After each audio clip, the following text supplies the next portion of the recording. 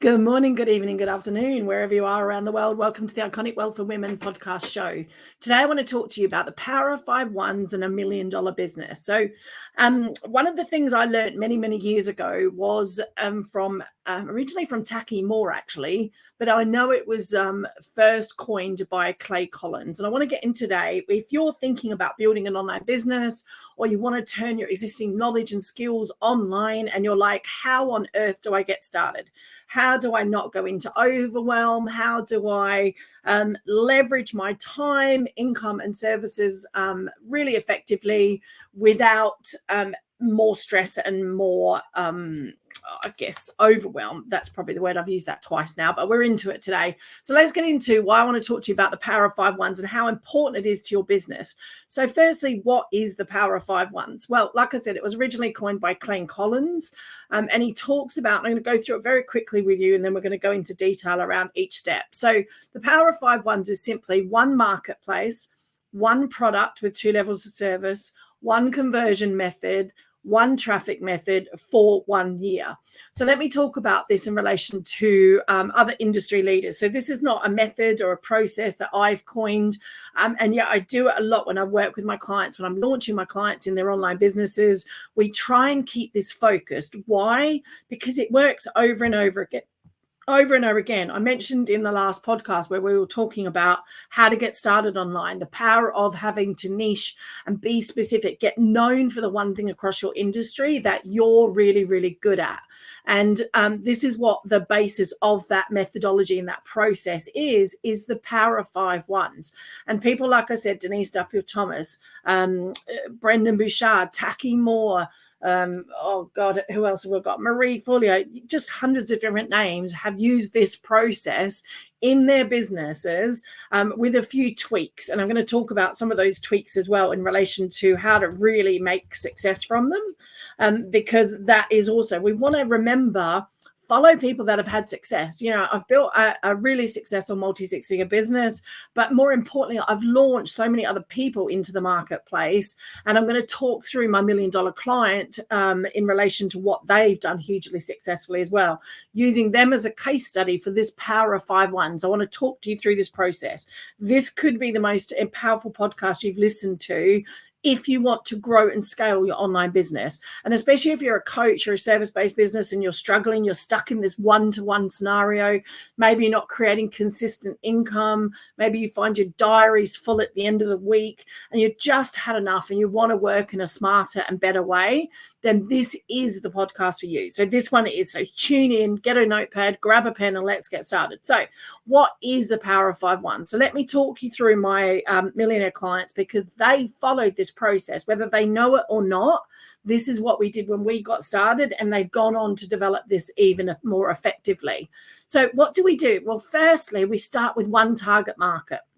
So one target market is the most important thing you can do. Like I said in my last podcast, is that you cannot go online unless you niche in some specific way. If you get good at one thing. Now, it doesn't have to be, like I said, one audience. It could be one outcome. So can you help someone speak on millions of stages? Or can you help someone create a webinar that converts the most effectively?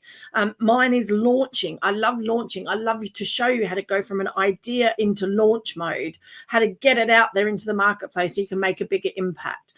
My clients, who are my $1 million clients who I want to talk through today, I talk about property. Their program is called Rent2Rent Success. Now, what is the core problem that they solve? They solve it by a problem, not a marketplace. Because obviously anyone can go into property, but what they do is they show you how to do it without buying it. So how to get started in property without buying it. That's the problem they solve. That's their one thing they solve in that marketplace. And they're known for that. They're known for getting started. If you have little cash flow, or you don't have a property and you want to get started in property and you want to build your cash flow and grow your portfolio, they can show you how to do it really effectively. So one marketplace is crucial. I mentioned on the previous podcast, Amy Porterfield. Amy started with webinars. She was very, very good at webinars. Who else has done one? I'm just trying to think of Denise Duffield-Thomas. I love Denise. She talks about money boot camp. Like if you've got money blocks, Taki Moore's the $1 Million Coach. He only works with business coaches. Now, that doesn't mean he only works with them. Sorry, I should reframe that. He only markets to business coaches. And that's the biggest thing, that biggest fear that I see a lot of people make is when they're talking about niching, they go, oh, but that means I won't be able to work with so-and-so, or that means I won't be able to work with these people. And that's not the case. You can niche into a market and get very clear on your marketing message, but that doesn't mean that other people won't join to his program. So I know he doesn't work with just business coaches, but all his marketing is solely based around business coaches. So mine is always coaches and service-based business owners. I love working with service-based business owners. So, I work with photographers, I work with financial planners, I work with property professionals, I work with therapists. I like the service-based businesses because I can help them scale. So what is your one target market? Is it solving a problem via a niche of the program you deliver, or is it solving a problem by the type of person? So, for example, I could just work with women over 40 in the fitness industry because your body changes when you start to go through menopause. So what is it that is your one thing? And that's the step one. Step one is your one market. Now, that is not forever. So this is the other thing I hear quite a lot is a lot of people go, oh, but I don't know what my niche is yet. I don't know who I want to work with. And that's okay. It could potentially change. But ideally, you've got to choose one, because why? It makes everything else in your business easier. It makes your marketing easier. It makes your message easier. It makes your traffic generation easier. It makes your conversion method easier. It makes your whole business easier. And I always say, like I said in the previous one, is go from being the general doctor to the heart surgeon. It lets you become in demand. It lets you increase your prices. It lets you limit who you work with and work with the people that you want to work with. So get really, really clear on the one market. That's the first step. Step two is one product, but you can put two levels of service around that product. And we're going to talk about that. So with Rent2Rent Success, when we got started with them and I helped them create their first program, we created a 6-step process.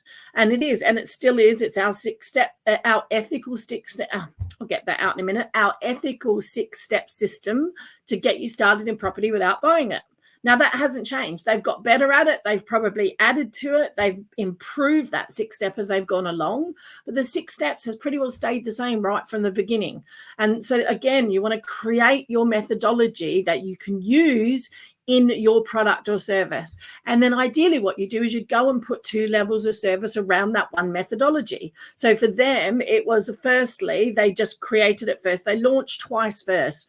Always try and launch live first or go through the process with live people, because it makes your methodology better, especially if you're going to turn it into a course and a coaching program and things like that.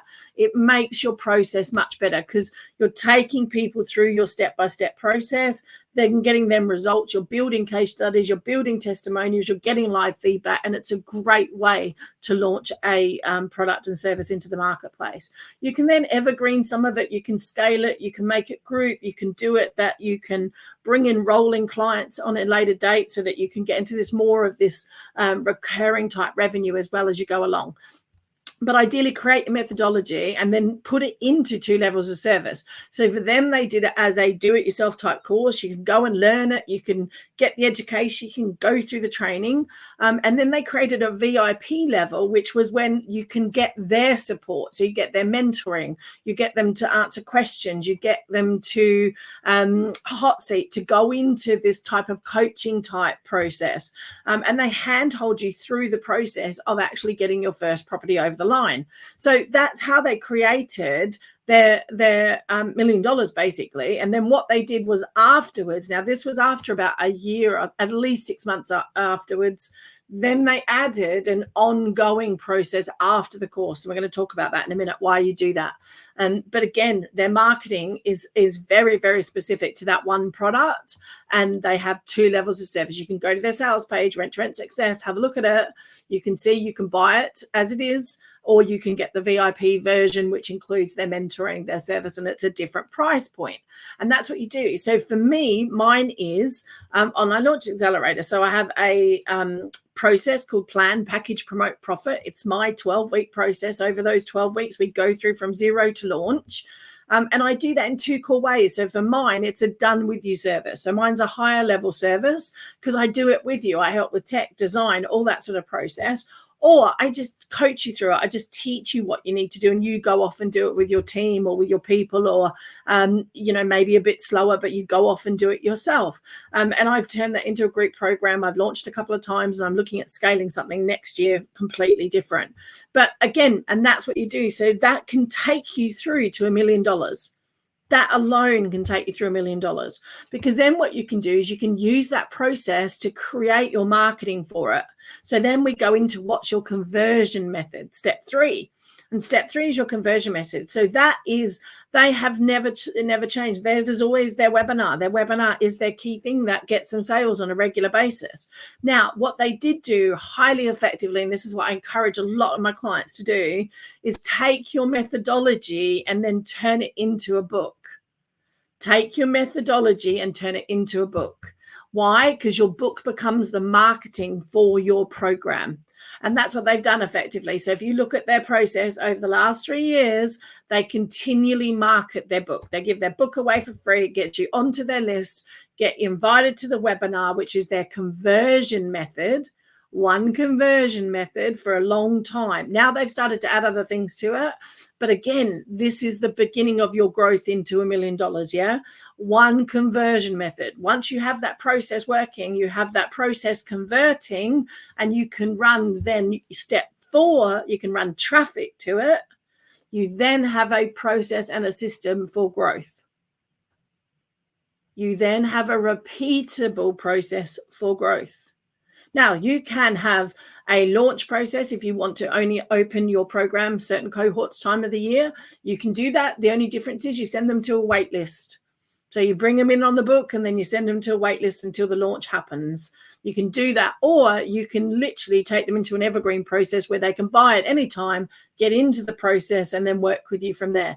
So this process works whether you want to have an evergreen type system or whether you want to go into launch mode. And it's okay, whichever one works the best for you.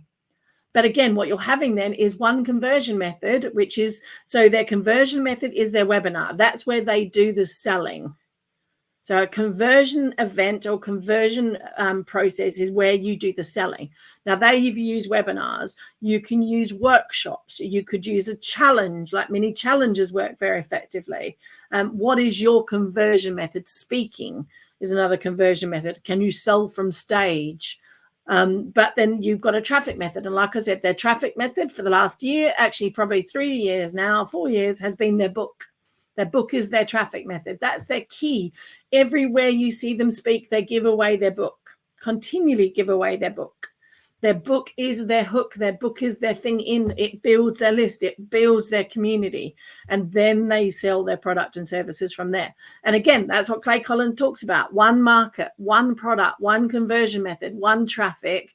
And then the linchpin is do it for a year. And this is where I see most people go wrong. Most people do something once, then they quit and they go off and do something else, and then they quit and they go off and do something else, or they get some results and then they go and they still don't repeat the process. The one effective thing that Steph and that have done in Rent2Rent Success is they've repeated their process and they've improved it along the way. Then what they've done is put the speed behind it, and the speed behind it is things like speaking. They speak on stages. They bring people into their book. That puts you into speed. Collaborations and affiliate partners bring in that speed, because then they're marketing to someone else's audiences. Live events can do that. Now they run their own first ever live event in London. They've just had, I think, around 80 to 90 people in a room. That sold their program. But again, they fed off from their list building into that live event.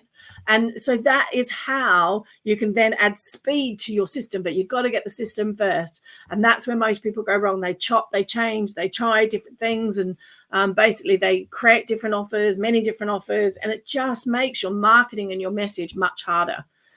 So again, that's how they built their $1 million business. And then the other thing that they did was, and also because they created a course and a group program for a certain period of time, initially it was 6 weeks. I think it's now a bit longer. I think it's 10 or 12 weeks now, because obviously they would have tested that process to see whether it was long or short, whether that was the right process for their clients.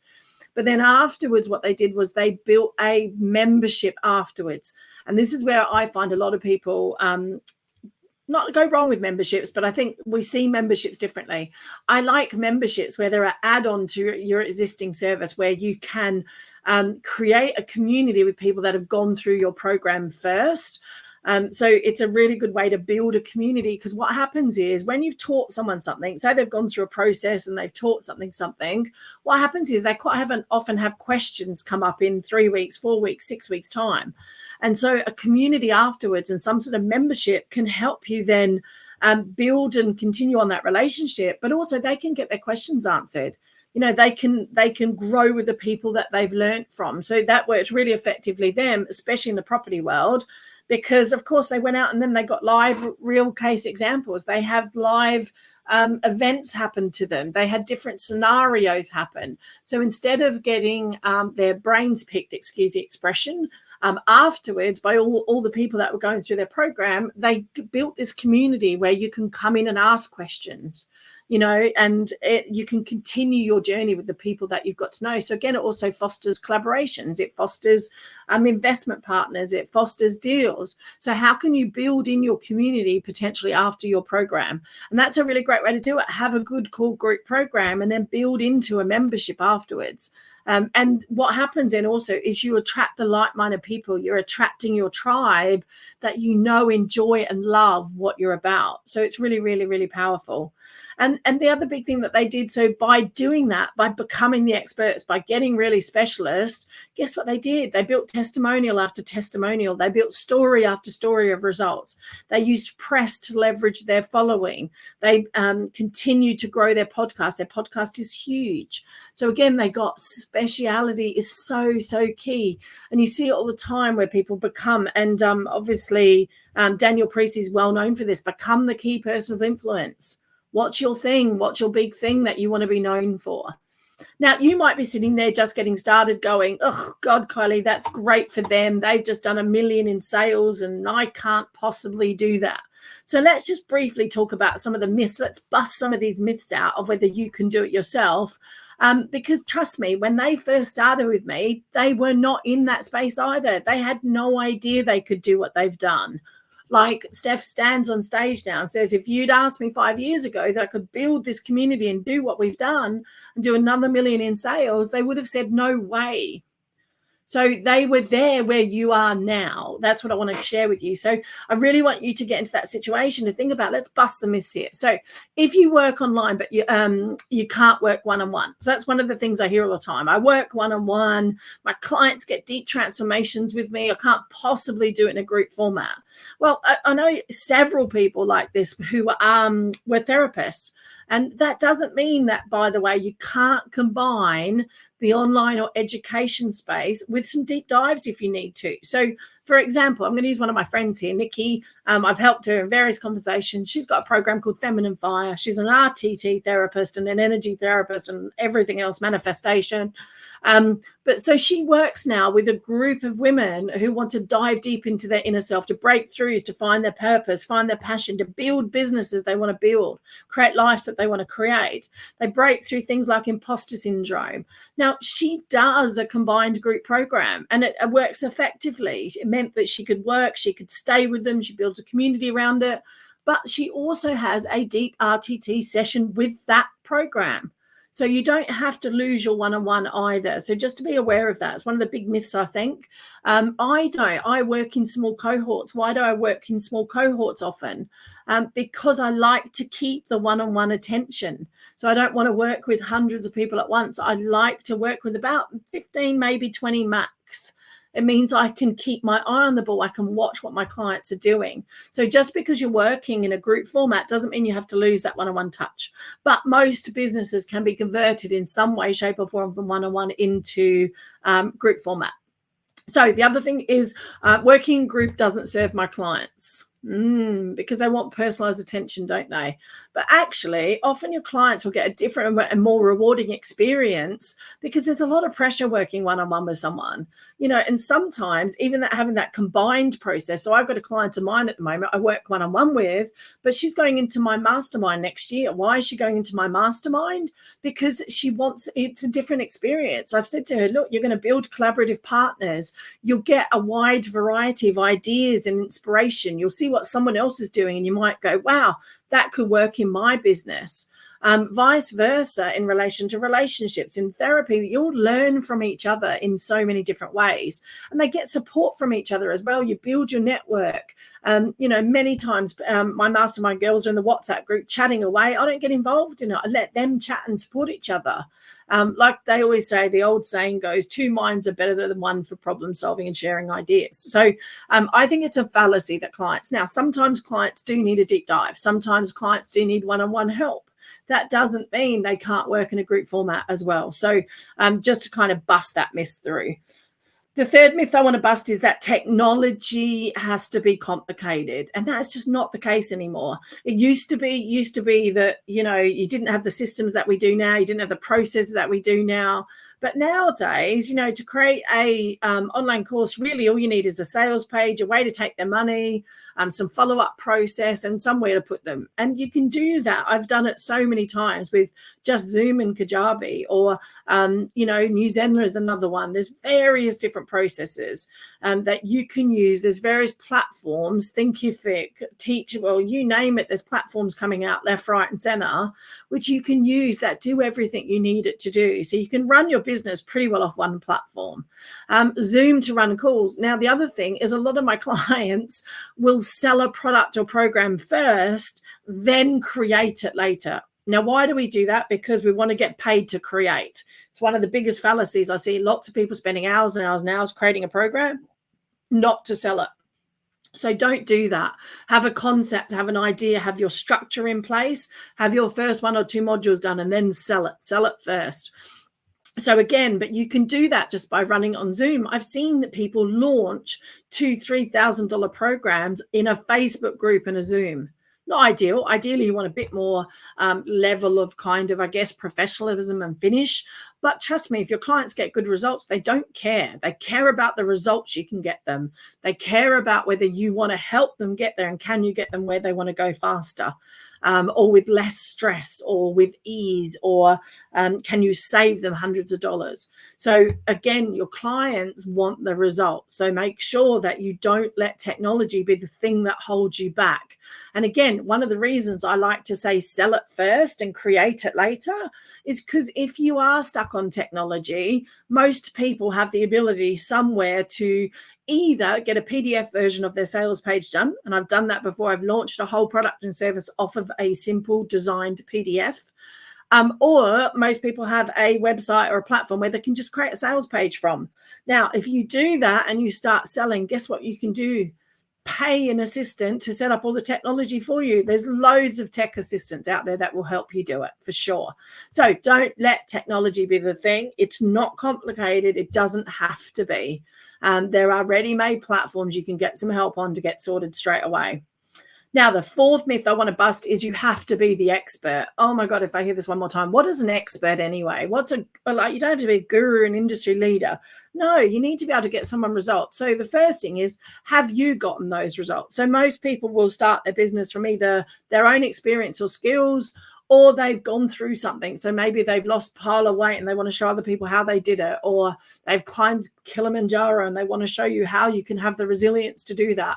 So have you gotten results first? So that's the key thing I always look for, is have you got results? Then have you started to help someone else get results? Now, if you haven't, that's okay, but maybe you might want to do it one-on-one first, or go into that process first, or do it with a very small group. So one of my clients wanted to launch something new. She'd never done it before.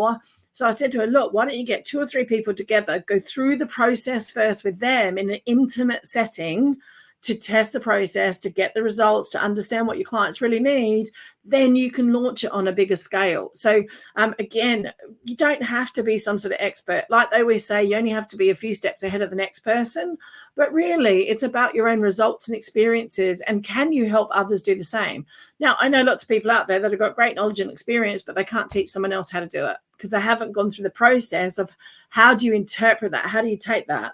And it's a bit like me. Like everyone says to me, I should do a sales training, but I do sales so naturally now. I really struggle to put it into a sales process because I'm just used, it's just a natural part of my habit in relation to developing relationships and asking the right questions and knowing that process.